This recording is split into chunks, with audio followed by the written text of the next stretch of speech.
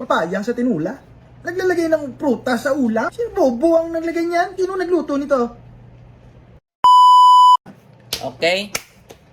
Sino daw nagluto ng papaya sa tinula? Sinong bobo nagluto niyan? Okay, susundin natin tong kupal na to. Kasi ilang araw lang to sa Manila. Di na marunong mag-Ilonggo nitong nilintian na to. Mang diputa pa ang yawa ya. Oh, titingnan yung luto natin. Titistingin natin yung yung luto na tinula na may sayote. O, diba? Okay, what's up sa inyo mga boss, madam? Magluluto tayo dito ng sabi niya ng tinula na walang papaya eh. Sabi niya yung walang prutas daw yung tinula. Bakit nilagyan daw yung ulam ng prutas? Daw inayupak na to. Ilang araw pa lang yan sa Manila. Hindi na marunong mag-Ilonggo ang nilintian. Okay, ito nagisa natin dito muna yung luya ko. Tapos ng luya to, siyempre yung sibuyas natin, gisa na natin to, sibuyas turko. Okay, ito na. Yan, tapos ng gisa-gisa na yan natin, busing, ilagay natin to yung ating bawang, kunting asin, and then jumping lang yan po. Oh, yan. Tapos ng jumping, lagay natin to yung kalating kilo ng ating manok. Fresh yan from the market. Okay, sa tamang ikot-ikot lang yan dyan sa kalaha nya. Jumping ng konti. Yan, dahil sa technique ko maglabas-labas yung kanyang mga katas-katas na original katas niya. Saka takloban natin yan.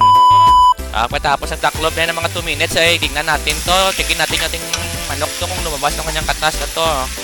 Yan, kasi ayaw ko kasi medyo madugo-dugo siya. Yan, the technique na yan para hindi siya madugo-dugo yung loob niya.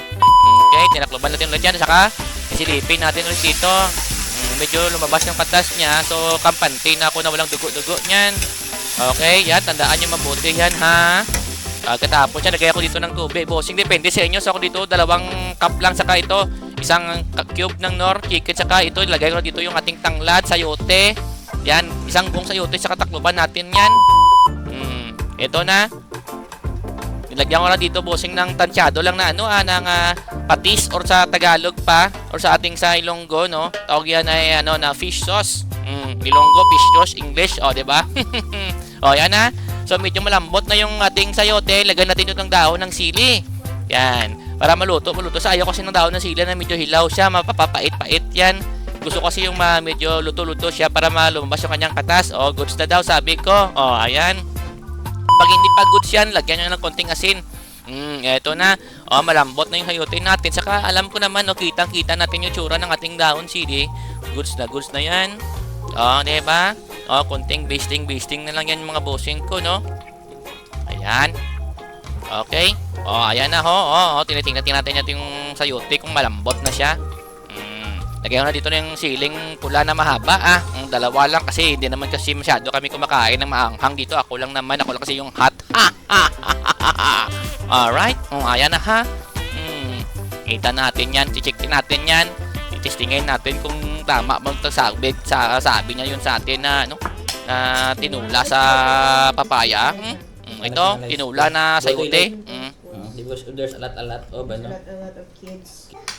Mommy, how about in private school?